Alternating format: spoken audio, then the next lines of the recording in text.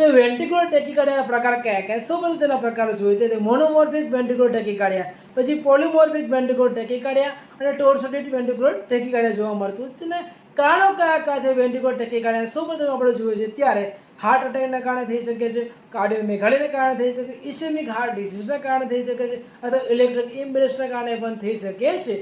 હવે આપણે તેના લક્ષણો જોવા જઈએ તો લક્ષણો કયા કયા? સૌપ્રથમ લક્ષણો જોવા જઈએ ત્યારે મતલબ ખૂબ જ પરસેવો, ખૂબ જ વીકનેસ, ખૂબ જ ચક્કર આવી જતા હોય છે, ખૂબ જ નબળાઈ લાગતી હોય છે, ડાબી બાજુ હાથમાં ખૂબ જ દુખાવો, પેન રહેતો હોય છે, પેશન્ટને ખૂબ જ ગભરામણ જેવું લાગતું હોય છે, તો શ્વાસ લેવામાં તકલીફ પડતી હોય, ચારે વીકનેસ અને ખૂબ જ નબળાઈ જતી હોય છે, અથવા પાસ્ટ ડાયાબિટીસ અથવા કોમોર્બિડ હાર્ટ એટેકની રહેલું છે તેવા સિમ્ટમો જોવા મળતા હોય છે. અને તેને સારવાર માટે શું કરવું? જો તમને આવા સિમ્ટમ લાગે, શ્વાસ લેવામાં તકલીફ પડે અને આવા સિમ્ટમ જોવા મળતા હોય, અથવા કુવારેસ કોમ્પ્લેક્સ જેવા જો મોટા દેખાતા હોય, અથવા એવી નોડલ એટ્રિયલ ડિફોલ્ટેશન જોવા મળતું હોય તો નજીકના કાર્ડિયોલોજીનો સંપર્ક કરવો જોઈએ અને પૂરતું સારું વેન્ટ્રિક્યુલર ટેકિકાર્ડિયા ગંભીર પ્રકારનો અરિથમિયા જોવા મળતો હોય છે. જો વિડીયો ગમ્યો હોય તો લાઈક કરવાનું ભૂલતા નહીં. Thank you so much.